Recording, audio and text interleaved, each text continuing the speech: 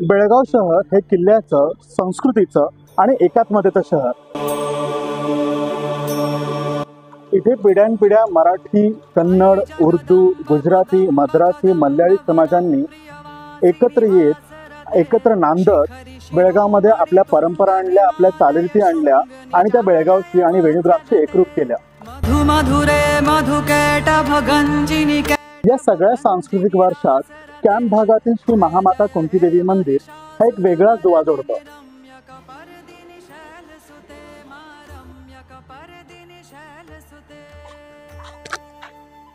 हे मंदिर फक्त धार्मिक स्थळच नाही, तर स्थलांतरित समाजाची परंपरा, त्यांचा इतिहास आणि बेळगावकरांच्या एकात्मतेचं प्रतीक आहे. यामध्ये बर्मामधून मद्रासी लोक आणि त्यांची कुटुंबे रंगून मार्गे बेळगावपर्यंत येऊन पोहोचली आणि इथे स्थायिक झाली. या परिवारांनी सोबत आणली होती एक कृष्ण पाषाणी मूर्ती, म्हणजे श्री महामाता कुंतीदेवीची. कुंतीदेवी म्हणजे महाभारतातील महाप्रतापी पांडवांची माता. तिच्या सहनशीलतेचं, त्यागाचं आणि मातृत्वाच्या सामर्थ्याचं स्मरण म्हणून ही मूर्ती बेळगावात प्रतिष्ठापित झाली.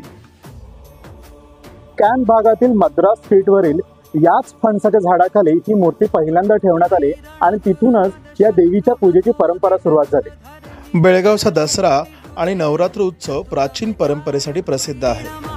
या उत्सवात स्थानिक समाजासोबत मद्रासी भक्त मंडळींनीही आपली कुंतीदेवी सहभागी करावी असं ठरवलं. स्थानिकांनी त्यांना सहर्ष संमती दिली. सुरुवातीला भक्त देवीची मूर्ती डोक्यावर घेऊन मिरवणुकीने जात असत. नंतर लाकडी पालखी तयार करण्यात आली. यामुळे देवीला सन्मानाने नेण्याची प्रथा सुरू झाली.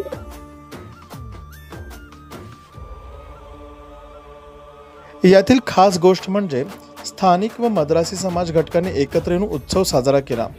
कोणाचा मतभेद नाही, कोणाची भिंत नाही. एकात्मतेचा हा आदर्श आजच्या काळातही प्रेरणादायी आहे. काळ पुढे सरकत गेला. भक्त एक एक करून दिवंगत होत गेले, पण व्यापारी आणि बाजारातील लोक आणि गल्लीतील नागरिकांनी मिळून दरवर्षी नवरात्र व मिरवणुकीची परंपरा खंडित होऊ दिली नाही. 1972 मध्ये जुनं छोटं देऊळ काढून 20 बाय 30 फुटाचं पक्कं मंदिर उभारलं गेलं. कृष्ण पाषाणी मूर्ती बाजूला ठेवण्यात आली आणि प्रख्यात मूर्तिकार जे पाटील यांच्याकडून 3 बाय 2.5 फुटाची चतुर्भुज लाकडी मूर्ती साकारली. 1995 मध्ये पुन्हा मंदिराचा विस्तार झाला. आजचं मंदिर पूर्वाभिमुख आहे. सभोवताल गच्ची, कंपाऊंड आणि स्वच्छतेची दखल घेणारी रचना आहे. या मंदिरात खंडोबाची मूर्ती सुद्धा आहे. तसंच इथे एक विशेष पितळी घंटा आहे. सुमारे 12 किलो वजनाची धुपारती. त्यावर 1614 सालचा उल्लेख असून मजकूर तामिळ भाषेत लिहिलेला आहे. ही दुर्मिळ घंटा फक्त उत्सव काळातच पाहायला मिळते. दसऱ्याच्या 10 दिवसांमध्ये या मंदिराच्या गाभाऱ्यामध्ये दिव्याची पूजा केली जाते आणि 10व्या दिवशी इथल्या मूळ मूर्तीची भव्य अशी मिरवणूक काढली जाते. फक्त मद्रासी समाजच नव्हे तर इतर समाज घटक सुद्धा इथे मोठ्या भक्तिभावाने येतात. चा प्रमुख उत्सव म्हणजे दसरा आणि नवरात्र. याशिवाय दर मंगळवार आणि शुक्रवारी या ठिकाणी भक्तांची मोठी गर्दी होते. तसेच अमावस्या आणि पौर्णिमेला या ठिकाणी ओटी भरण्याचा कार्यक्रम होतो.